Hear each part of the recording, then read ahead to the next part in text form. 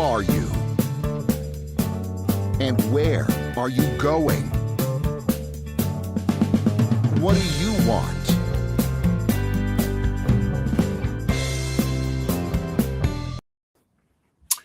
Hello and welcome to Business Lessons from the Military. I'm your host, Kevin Bemmel, and I'm here every Tuesday at 10 a.m. Pacific time to talk about military history, doctrine, and leadership practices from which we distill lessons that we can apply to our businesses or professional practices. So today, which is the day before Christmas Eve and 2 days before Christmas, of course, I wanted to talk about an incident that I think is pretty unique in the annals of modern warfare. And that is the Christmas Truce of 1914. I first thought about doing this last year, and for various reasons, wasn't able to fit it into the schedule. But it's a particularly poignant moment in what was, or what really developed into, probably more rightly said, one of the most brutal wars of all time. And so, at this time of year, the Christmas Truce of 1914 really stands out as a seminal event in human history, and I think it's a particularly poignant piece of military history to talk about. So this episode is probably going to be a little more focused on the history than the lessons, perhaps. But I hope you will find this meaningful. I will talk a little bit about what I think its significance is, and in terms of what it means for running a business or a professional practice. But I hope too that you will ponder this and perhaps come up with your own thoughts about what this means. So going back to 1914, this is of course the early part of the 20th century. Warfare as we know it, modern warfare we'll call it, with steel ships and massive artillery, with massed armies, was not a concept that was particularly old. The Franco-Prussian War was a kind of the beginning of that type in the 1870s, and then the Boer War at the very end of the 19th century in South Africa. Those conflicts were both of them were more limited in scale, certainly, than World War I. So World War I really introduced the world to the kind of mechanized modern warfare that we've seen since then.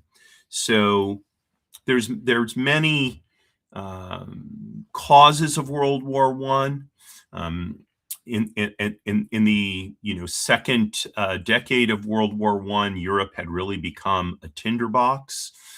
Militarism was particularly prevalent, especially as demonstrated by the arms race between Great Britain and Germany. Germany was run by Kaiser Wilhelm I.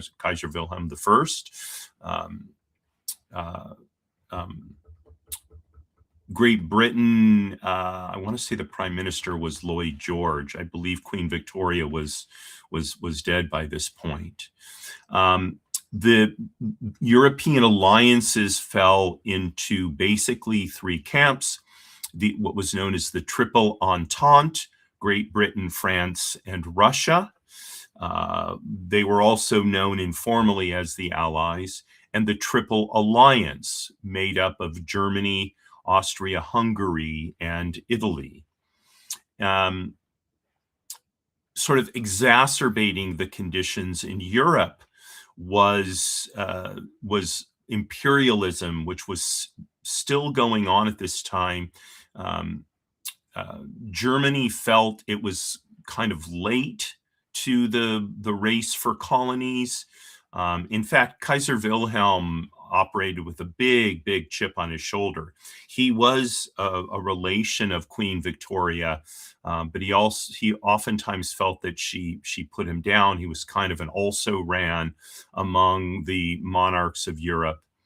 And so Germany in particular was in a quest for colonies pretty much throughout the world. And so this caused conflict in on many other continents besides Europe. And as well, nationalism was a particularly volatile. There was a lot of turmoil going on in various countries, especially in the Balkans. In Russia too, at the beginning of the war, Russia was still ruled by the Tsar Nicholas. But very soon after World War II started, there was what amounted to a civil war in Russia, and the communists basically took over the country. They executed Nicholas and his Tsarina and their children, and essentially pulled Russia out of the war at that point. So this is kind of the setup to the war. The actual spark of the war was the assassination of Archduke Franz Ferdinand of Austria-Hungary. So he was assassinated on June 28th, 1914 in Sarajevo by an anarchist, a self-described anarchist. And this led a chain reaction of alliance obligations that by early August, about 6 weeks later, 5, 6 weeks later, Europe was embroiled in war.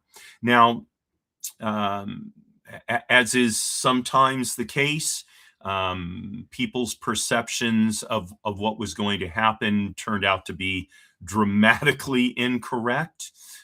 Most soldiers thought it would be a short war. They'd be home by Christmas. Now, again, this is beginning of August. So August, September, October, November, December, 5 months, less than 5 months, basically, the war would be done and they'd be home. In the event, World War I continued until November of 1918. What happened instead was Germany enacted its Schlieffen Plan, but that plan stalled. And by the autumn of 1914, as I've talked about in other episodes of this show, the Western Front had frozen into trench warfare. If you've ever seen pictures of it or movies of it, with no man's land in between the trenches between the Triple Entente and the Triple Alliance, barbed wire, machine guns, shells, holes from artillery shells landing. It was horrendous. It was, I think, fairly described as hell on earth. So by December of 1914, Great Britain, the French, the Belgians, and the Germans, they were enmeshed in this trench warfare. These trenches were filled with mud, lice, rats. The temperatures were freezing. There was inadequate shelter and clothing. There was constant artillery fire and sniper fire. To lift one's head above the edge of the trench could mean you would be shot by a sniper. For those of you who are fans of the series Downton Abbey, there is a scene that takes place during World War I in which gosh, I'm going up on the character's name. He was the footman who um, finds a way to get appointed to the medical corps, and he finds life in the trenches to be unbearable, and so he takes out his cigarette lighter.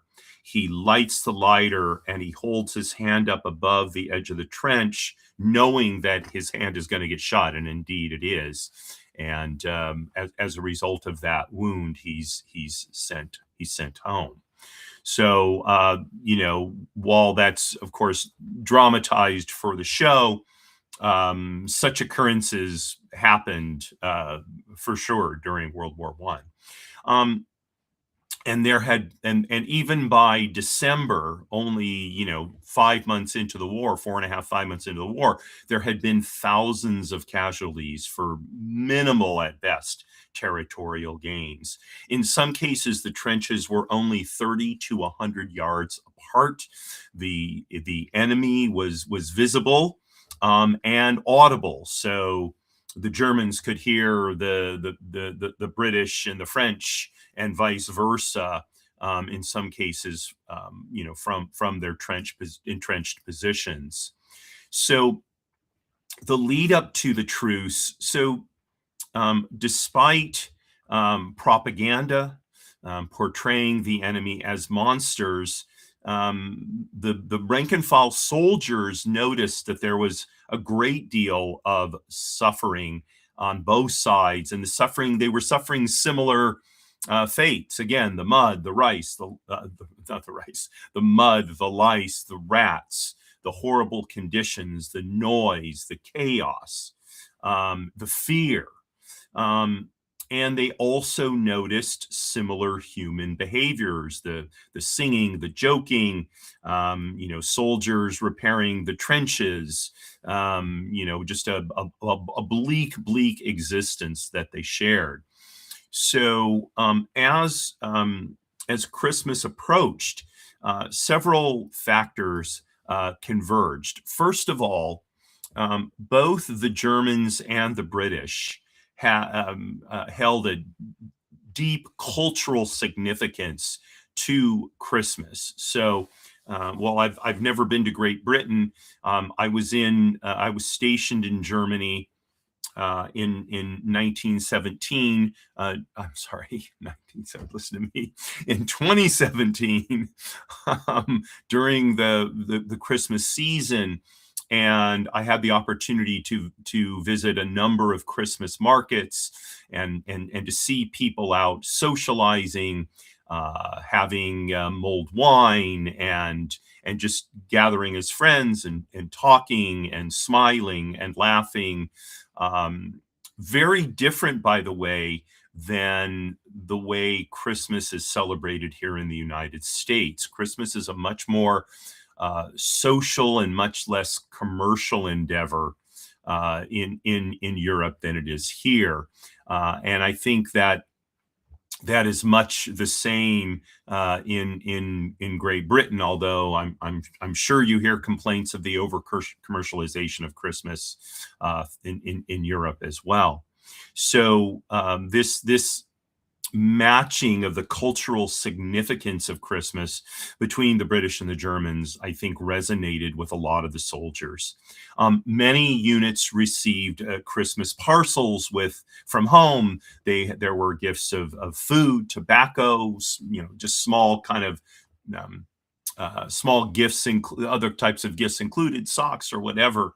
And the German High Command had issued Christmas trees and candles to the frontline units, and so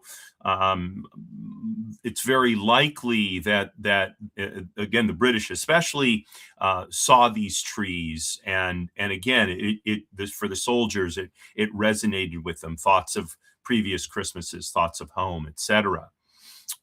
It's important to note that the Christmas Truce of 1914 was not an officially ordered truce in any way, shape, or form, number one. And that's largely because the high commands of both armies explicitly forbade fraternization with the enemy. And so, that the truce took place had nothing to do with the leadership of any of the army, of either of the armies, the German or the British army. So the Christmas truce began essentially spontaneously on Christmas Eve, December 24th, 1914. In many sectors, but particularly in Flanders and Belgium, uh, German troops who had decorated their trenches with candles and Christmas trees um, on the parapets, kind of above the level of the trenches. So Germans began singing Stille Nacht. That's German for Silent Night, a very beautiful Christmas carol. Presumably, you've heard it. And British troops responded by singing English carols and shouting greetings across no man's land. Merry, Happy Christmas was probably what the British said. In this country, we say Merry Christmas, but I believe in Great Britain, Happy Christmas is the more common greeting. At one point, soldiers started to cautiously emerge from the trenches with hands raised, their weapons slung in back, so they weren't at the ready use position or left behind entirely. So this was a ground up movement, if you will. Again, it was nothing that was formally ordered. So Christmas Day arrives, and in various points along the Western Front, this sort of unofficial peace had taken hold. So there was clearly fraternization. There are pictures. If you saw the picture in my social media posts of soldiers, that is a picture taken from the actual Christmas truce. So across dozens of locations along the Western Front, soldiers met in no man's land. They exchanged gifts, cigarettes, chocolate, buttons, hats, just little things. They shared food and alcohol if they had it. And they took photographs together. And indeed, I just mentioned one of those photographs that I used in promoting this episode. And interestingly, they also took the time to bury their dead, who in many cases were left in no man's land, because to go out and retrieve the dead would likely mean that one would get shot. And there were joint burial services for fallen soldiers. Chaplains from both sides participated. And the Lord's Prayer, the Lord is my shepherd, I shall not want. That the Lord's Prayer, it's been reported that it was recited in multiple languages at some of these impromptu funerals. Legend has it,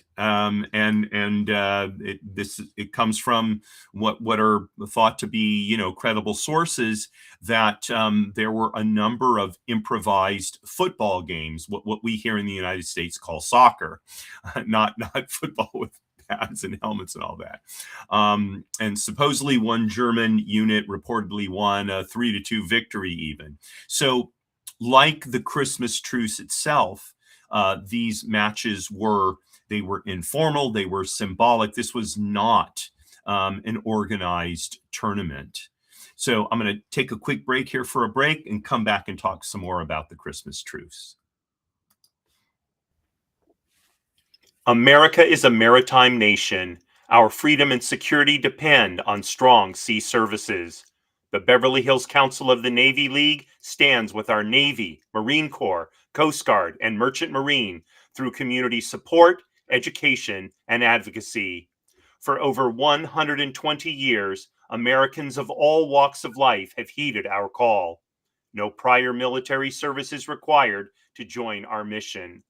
the Beverly Hills Council of the Navy League of the United States. Help us support those who serve at sea. Visit NavyLeague.org.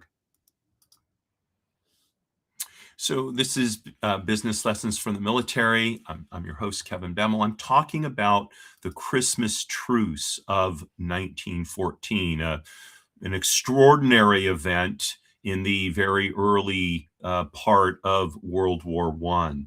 So before the break, I was mentioning that it was essentially a spontaneous truce. This was nothing that was ordered, for sure not by the high command, but by any officers. This was a groundswell. Well, groundswell is too large, but it was something initiated by rank and file soldiers. So it for the most part, the truce took place between British and German units. Now, I think it's important to note that the British and the Germans culturally probably have the greatest similarity of the various countries that were involved. While there are some connections between Britain and France, especially as a result of the Norman invasion, there's a great deal of French words in English. There was not as much cultural, or there is not and was not as much cultural similarity between France and Great Britain, for example, nor, for that matter, France and Germany. Having said that, there were French and German units that participated in the Christmas truce, but just not in as great a number as those that took place between British and German units. And they were evidently extremely rare on the Eastern Front between Germany and Russia. While, as I understand it, Christmas is celebrated in the Orthodox Christian, or the Russian Orthodox Church. My recollection is it's actually celebrated on a different day than among Roman Catholics and Protestants, and so less of a chance for that to develop. It did not take place typically in artillery-heavy sectors or areas with recent heavy casualties, or among units where the officers were particularly strict. So while officers certainly did not order the Christmas truce, in some cases they just sort of turned a blind eye to it and let it happen, and didn't stop it. But there certainly were officers who were very strict on the no fraternization policy, and they prevented any activity like that from happening. Most of the truces last for about 24 to 48 hours, encompassing Boxing Day, which it's nothing we celebrate here in the United States. Boxing Day happens the day after Christmas in Europe. There are a few reported cases where the Christmas truce actually lasted until New Year's Day. Did that actually happen? We'll probably never know for sure. The high command, the high commands of the two armies did not like the Christmas truce, to say the least. So they were deeply disturbed by the fraternization, which they thought would undermine discipline. They did not want to see the enemy humanized because they thought it would threaten soldiers' willingness to fight. They weren't 100% wrong in this. Post-truce, there were incidents where soldiers shot over the head of the enemy rather than at the enemy, because they had at least temporarily lost the stomach to kill the enemy. So The responses from the high command included issuing orders explicitly banning the truces. There were threats of courts martial. They rotated units away from the front that were known to have fraternized. And they renewed artillery barrages in order to prevent its reoccurrence. By Christmas of 1915, conditions were far harsher, casualties were much higher. The war had become much more ideologically brutal, and so no comparable truces happened again for the rest of World War One. If you've ever seen any of the propaganda from World War One, boy, it loses nothing in the propaganda of World War II. The images attempting to dehumanize the enemy are pretty stark. The idea of the Germans being called Huns and made to look like apes, for example, that dates from at least from World War One. So again, the high command was not on board with this at all. So why did the truce happen? Well, I talked about just sort of how it came to happen, but what was the why undergirding it? So I think that there was an early idealism about the war, and the soldiers in December of 1914, they had not been hardened by months and years of slaughter that continued through 1915 and into almost the end of 1918. That brutality hadn't happened yet. The mass gassings on battlefields had not happened yet, and so they weren't really hardened and deeply enough indoctrinated into absolute hatred of the enemy. So I think that's number one. Number two, the shared culture, especially again between the British and the Germans, the shared Christian traditions, the similar social backgrounds, that resonated with the average soldier in a way that probably officers in the high command just didn't realize until the Christmas truce happened. And I think it's one of the reasons why the propaganda continued to become more desirous of painting the enemy as being just outright evil.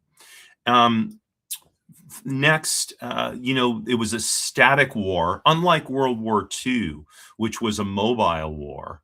World War One was a static war. The trench warfare, there were periods of time, months and months and months, where almost no ground was gained, or ground would be gained but then quickly lost back and forth in the trenches. So the close proximity of the armies enabled communication. It's a lot easier to kill the enemy that you don't see, but when you're close enough to hear his, daily activities, the sound of his voice, it's much harder to kill a person in those kind of circumstances, I think. And then finally, the Christmas truce was not political, it was not strategic, it was a grounds up, soldier driven phenomenon, really. And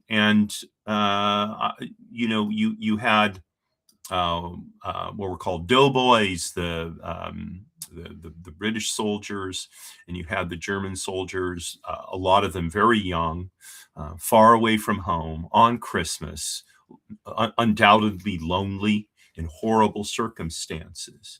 And they were seeking, I think, some relief from the extraordinarily harsh conditions in which they found themselves. So In the aftermath of the Christmas truce, as I mentioned a couple moments ago, so many soldiers fired high deliberately in order not to hit the enemy or to hit a enemy soldier that they had come to get to know a little bit.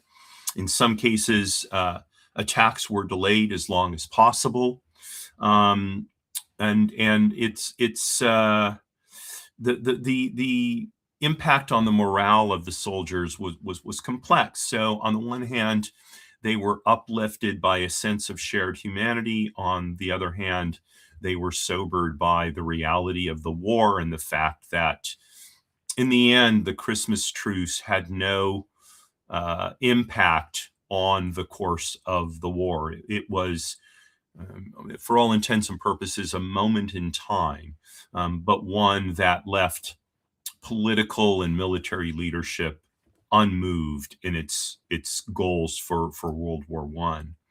So the long term historical significance of the Christmas truce, you don't hear about it so much anymore. I think, unfortunately, but I think it stands as kind of an icon of how ordinary people will resist dehumanization, we will search for connections with our fellow human beings, our desire to have those connections, and I think that these in some cases can be very beneficial, but in other cases can be very detrimental. So in a situation like World War One, where the British and the Germans had a lot of cultural similarity, there were connections made in between even the Germans and the Russians, where there was far less cultural similarity, right? So not only didn't the truces take hold, but they even if they had, I don't think there would have been nearly the resonance and the attempt to assume cultural similarity among different cultures, I think is a very dangerous uh, idea during wartime for sure, right? So the Christmas truce does live on in books and films. There are memorials. And in conversations about just war theory, civil military relations, and the psychology of combat, it certainly continues to be discussed. Um, I think it's important to note that the Christmas truce was not a sign of anti-war sentiment, certainly not widespread anti-war sentiment. Most soldiers returned to fighting when they were ordered to do so. And in fact, it was just a temporary, fragile truce. It was not a peace movement. There's no evidence that that was a part of this. It was a moment in time and essentially a unique moment in time. So what does this mean for for those of us who run businesses, run professional practices? Well, I feel compelled to mention this. I do mention it periodically. Business is not war, okay? And the use of war metaphors to describe what happens in business, I think, is incredibly corrosive. We want to outcompete our competitors, but we don't want to destroy them. I find such language to be very disturbing as someone who's been in the military. So I think that the Christmas truce should stand as a reminder that war is war and business is not, and that even in war, human beings will strive to retain some sense of humanity. All the more so those of us who, while engaged in competitive endeavors, should keep uppermost the retention of our humanity. So I think that's number one.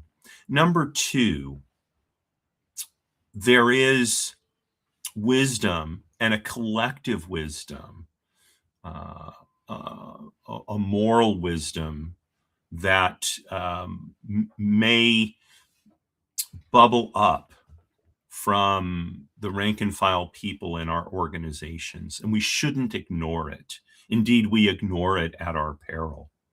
So, if we as leaders are doing something and we see that our team members are uncomfortable with it or they're voicing dissent from it, we need to listen to that dissent. Okay, they may recognize something that in our zeal to compete we're overlooking, and shame on us as leaders if we do that. We need to maintain the humanity of all the members of our team. And part of that is recognizing that their ideas and their thoughts have values. Maybe they don't apply, or maybe they're in some cases wrong-headed. Okay, but treating people decently means hearing them out when something is important to them. And again, we as leaders, we have a responsibility to listen. Okay, so I think that's number two. And number three, and maybe this is the most important lesson, is we need to keep uppermost in our minds that we work to live. We don't live to work. Those are very different things. We can work hard.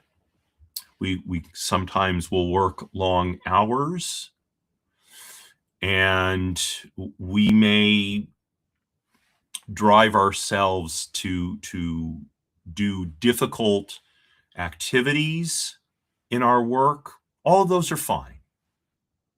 But in the end, work is not the end for our existence.